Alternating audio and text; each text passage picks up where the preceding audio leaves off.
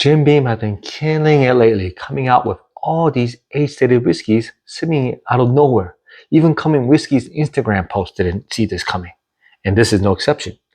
A 10-year-old straight rye whiskey. We knew the 7-year-old was coming, but we had no idea the 10-year-old was coming. So I'm going to answer 2 questions for you today. First, is it any good? And second, is it worth the money? Oh yeah. Welcome to Whiskey Make. My name is David. And Knob Creek Rye was first released in 2012 with no age statement. And it stayed that way for 11 years or until 2023 when they released the 7-year-old. Now, you could say that the single barrels always had an age statement because they had a barreled on and bottled on date, but those were not official and it varied between 5 to 7 years all the time. Now, those were also 115 proof. But this is a double-digit 10-year-old Knob Creek Rye.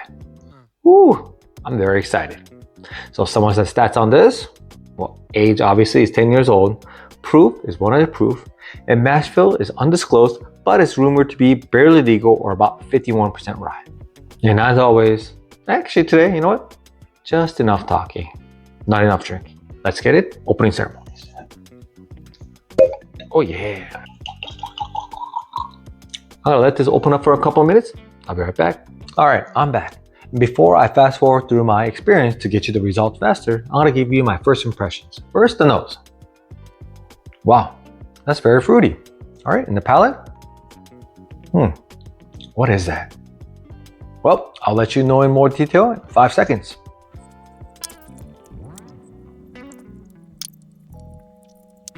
That was a refreshing experience. I'll let you know what I mean. So in the nose, I got basically caramel covered apple. Does that mean? I got a lot of the apple, citrus, the freshness, the crispness. I got all of that. But I did get a lot of the caramel sweetness to balance it out. So the nose started out very, very, how do I say it? I was anticipating a great rye. Then I got to the palate. And I can summarize it by saying this. It felt like a mint chocolate ice cream with a lot of mint. So I got a lot of the mint freshness. It literally tasted like if I had mint Altoids. It just, that freshness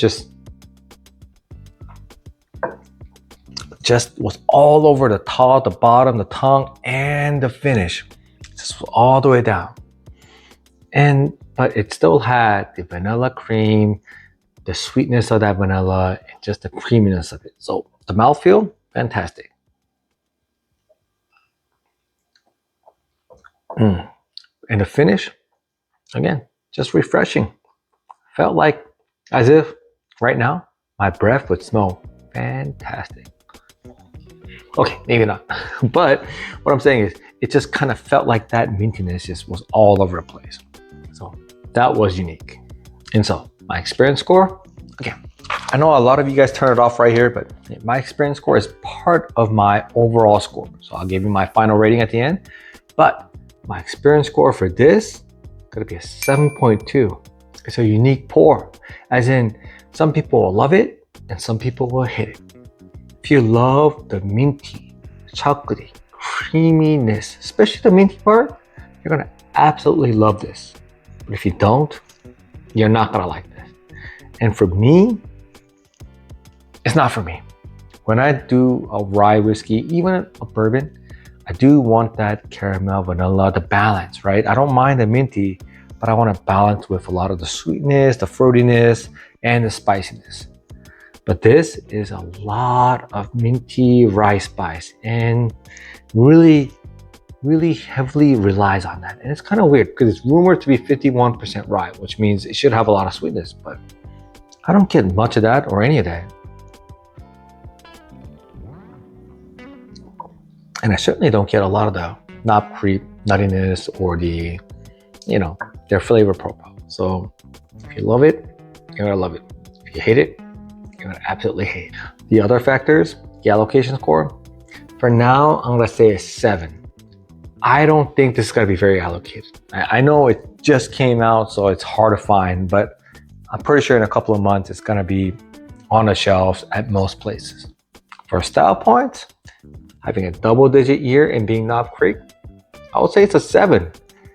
It's gonna be between my top shelf and my side shelf because again, it has the brand name, it has a double-digit year. And a lot of people are gonna be pulled into that. Just like the Knob Creek 12, which is a delicious pour, but a lot of people they know Knob Creek, they know that it's 12 years old, so they're like, ooh, that must be good.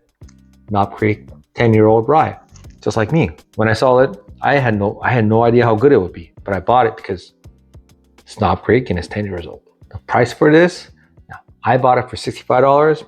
I haven't seen any on secondary, so let's just say it's $65. Hey, if you're enjoying this content, please like and subscribe. It really helps me out. And my YouTube members, thank you so much. I'll never forget your grateful. So the final rating for this bad boy right here, Knob Creek 10-year-old straight rye whiskey. Just like I mentioned in the experience core, this is gonna be either you're gonna love it or hate it. So me, it's gonna be a hold. Try before you buy. Even though it's $65, it's not too expensive. It's something that you're gonna love or hate. And for me, I don't like it. I'm not gonna buy another Knob Creek 10 unless somebody tells me it's the profile change, because even though I like refreshing fruit forward ryes, I'm not really too much into mint, and this is too much mint forward for me. Even if you don't get the mint, you're gonna get the herbal, the floral forwardness. So unless you really like that part, which if you do, this is gonna be the perfect rye whiskey for you. If you don't, yeah, just like me, I would pass. Let me know in the comments. Does this sound good to you? Does it not? Also, are you looking forward to a Knob Creek 10-year-old? Thank you so much for watching. I'll see you guys next time.